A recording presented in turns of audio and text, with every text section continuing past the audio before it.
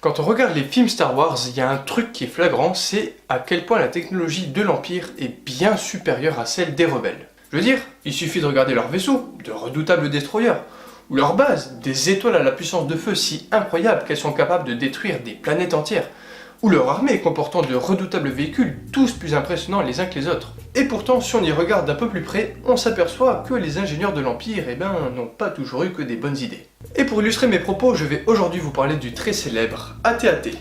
Waouh, quelle surprise! Alors, déjà, pour ceux qui ne le savaient pas, AT-AT ça vient de l'anglais All Terrain Armored Transport.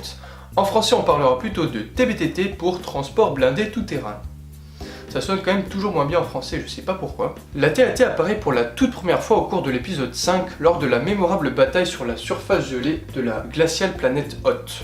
Alors, même si ça s'écrit pas exactement pareil, en anglais Hoth ça veut dire chaud, je trouve donc cela un peu bizarre. On retrouve évidemment des AT-AT lors de la mythique bataille de Scarif dans Rogue One, la carcasse de l'un d'entre eux sert d'habitat à Rey dans l'épisode 7, et enfin, une version légèrement modifiée des AT-AT figure dans cette scène mémorable de l'épisode 8. Mais revenons à notre bataille. Comme vous le savez sûrement si vous avez vu les films, ce que j'espère, les rebelles se font écraser par les troupes de l'Empire au cours de cette bataille. Ils sont contraints de quitter leur base de toute urgence et beaucoup d'entre eux se font tuer. En somme, beaucoup de pertes. Et pourtant, je peux vous dire que les conséquences auraient pu être bien plus catastrophiques que ça. Rappelons-nous un peu le déroulement de cette bataille. L'Empire a envoyé des milliers de droïdes sondes à travers toute la galaxie afin de repérer la position de la base secrète des rebelles.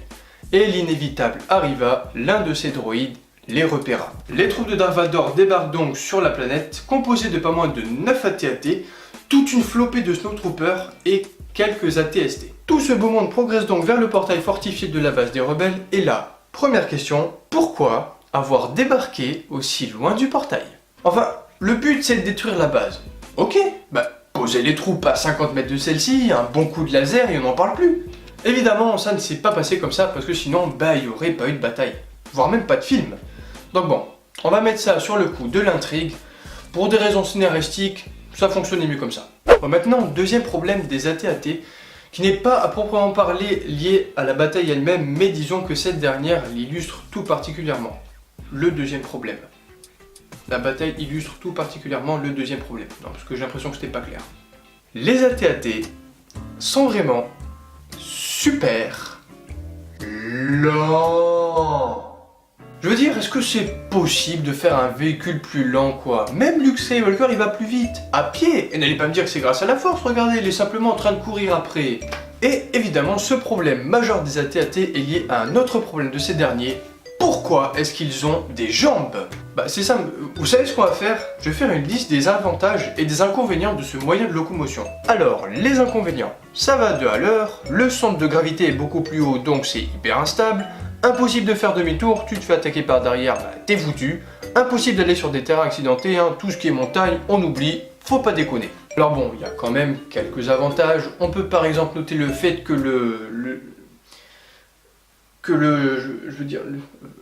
c'est de la merde. En fait voilà, c'est ça. Il y a un truc que je ne comprends vraiment pas du tout. Prenez le Juggernaut. Alors pour ceux qui ne connaissent pas, le Juggernaut c'est ça. Donc un véhicule somme toute assez impressionnant, utilisé par l'équivalent de l'Empire, c'était à l'époque pendant la guerre Clone Wars.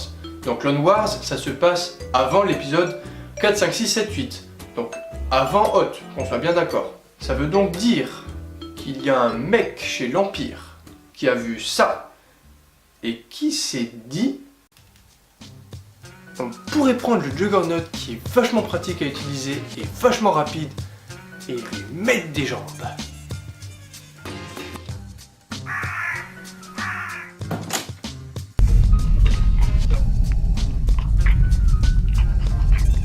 Ok, ça c'est ce qui me semblerait être une réaction normale pour l'Empire. Et pourtant on sait tous que les AT-AT ont quand même vu le jour. Mais alors, pourquoi?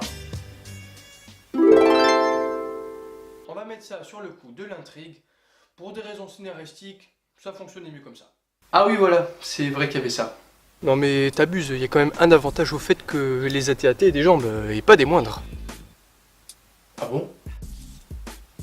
Ah bon? Bah oui, du coup, attends, avec leur hauteur, c'est vraiment difficile de passer inaperçu sur un champ de bataille. Je peux te dire qu'ils surplombent un peu le terrain. C'est vrai que si l'on s'en tient à ce plan issu de l'épisode 5, les AT-AT ont l'air de mesurer au moins 25 mètres de hauteur, ce qui leur offre au moins l'avantage de la visibilité en dépit, comme on l'a vu, de la stabilité. Et c'est donc sur cette note plutôt positive que s'achève cette deuxième vidéo consacrée à l'univers de Star Wars. J'espère que vous l'aurez apprécié. Oui. Encore une fois, je le répète, il faut pas prendre mes moqueries au sérieux, hein. J'adore les AT-AT. C'est même, on peut le dire, mon véhicule Star Wars préféré, toutes catégories confondues. C'est juste que, bah voilà, ça me faisait marrer d'en parler sur ce ton un petit peu critique et moqueur. Voilà, mais il faut pas prendre ça au sérieux, surtout. Dans tous les cas, n'hésitez surtout pas à faire tout ce qu'il y a à faire si vous avez apprécié la vidéo. Je vous dis à la prochaine, des bisous.